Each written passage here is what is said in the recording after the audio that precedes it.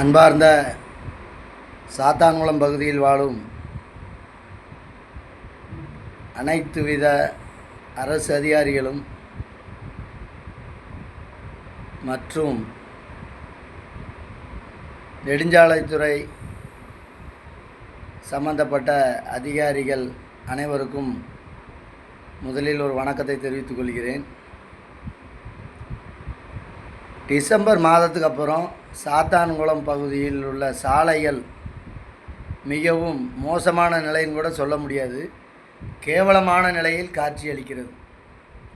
ஒரு நார்மலான ஒரு இருசக்கர வாகனத்தில் பயணிப்பது என்பது மிகவும் சிரமம் வாய்ந்ததாக இருக்கிறது. சாத்தான்குளத்தில் நெடுஞ்சாலைத்துறை இயங்குகிறதா இல்லை கட்டிலில் படுத்து தூங்குகிறதா என்பது எனக்கு நெடுநாட்களாகவே மிகவும் சந்தேகமாக இருக்கிறது. நெடுஞ்சாலைத்துறைக்கு வேலையே ஒரு சின்ன பள்ளம் இருந்தாலே அதை அடுத்த நாளே அதில் கல்லை போட்டு லெவல் பண்ணி தார் ஊற்றி அதை சரி செய்வது தான் அவங்க வேலை. எனக்கு என்னமோ நெடுஞ்சாலைத்துறைக்கு வேறு ஏதோ வேலை இருக்குன்னு நான் நினைக்கிறேன். அதான் இப்படி இருக்குது. சாத்தான்குளத்துலேருந்து வெறும் 100 மீட்டர் டிஸ்டன்ஸில் தான் இந்த நெடுஞ்சாலைத்துறை அலுவலகமே இயங்குது. அதில் பணியாற்றுறவங்களுக்கு ஆண்டவன் கொடுத்துருக்கானா இல்லையான்னு தெரில. அது மட்டும் இல்லாமல் சாத்தான்குளம் அலுவலகத்தில் தாசில்தார் ஆஃபீஸ் இருக்குது, மற்றபடி யூனியன் ஆஃபீஸு அப்படின்னு ஏகப்பட்ட அலுவலகங்கள், அரசு அலுவலகங்கள் இயங்கி வருது. ஆனால் அந்த அலுவலகங்களில் பணியாற்றும் அதிகாரிகள் இந்த சாலை வழியே தான் கடந்து செல்கிறார்கள். அவர்களுக்கும் இதை சரி செய்ய வேண்டும் என்று ஒரு எண்ணம் கூட தோன்றவில்லை. இதான் நினச்சாதான் அரசு அதிகாரிகள் மேலே ஒரு ஒரு நல்ல எண்ணமே வர மாட்டேங்குது. இவங்க ஏன் இப்படி இருக்காங்க? இவங்களோட எண்ணம் மாதம் பிறந்தால் அரசு சம்பளம் மட்டும்தான் இவங்களுக்கு குறிக்கோளா? சாதாரண மனிதர்களை போன்று இவர்கள் சிந்திக்க மாட்டார்களா என்பதை நினச்சா மிகவும் வருத்தமாக இருக்கிறது. எத்தனையோ அரசியல் கட்சிகள் சாத்தான்குளம் பகுதியில் இயங்கி வருகிறது.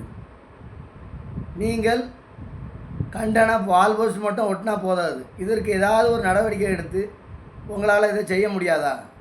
வியாபாரி சங்கம்னு ஒன்று செயல்படுது. அது வியாபாரி சங்கமா சோவாரி சங்கமான்னு தெரில.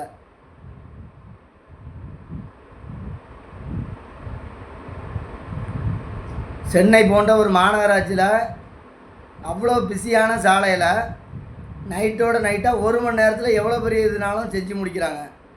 அவ்வளோ வசதி இருந்தோம். பேரூராட்சியில் வசிக்கிற நாங்கள் என்ன பிச்சைக்காரங்களா இல்லை பைத்தியக்காரனா?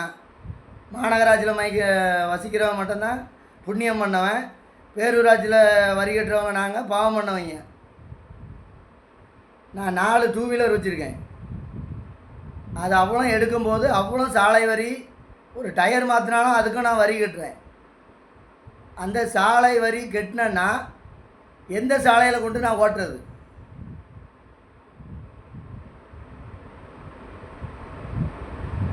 ஒவ்வொரு டைமும் பயணிக்கும் போது ரொம்ப மோசமாக இருக்குது. காலையில் ஆனால் புழுதியாக இருக்குது, ராத்திரி ஆனால் பள்ளமாக இருக்குது. எங்களுக்கே இப்படி ஓட்ட கஷ்டமாக இருந்ததுன்னா எத்தனை முதியோர்கள் வண்டி ஓட்டுறாங்க, எத்தனை பெண்கள் வண்டி ஓட்டுறாங்க, இதெல்லாம் உங்கள் கண்ணுக்கு தெரியலையா? நல்ல நல்ல ரோடெல்லாம் உழவு வாகனம் சென்று அவ்வளோ டேமேஜ் பண்ணுது. இதை நீங்கள் கவனத்தில் கொள்வது கிடையாது. மறுபடியும் 6 மாதத்தில் அது மறுபடியும் பெய்யும். இதெல்லாம் எவன் வீட்டு காசு? இதெல்லாம் விரைவாக நடவடிக்கை எடுப்பீங்கன்னு நம்புகிறோம்.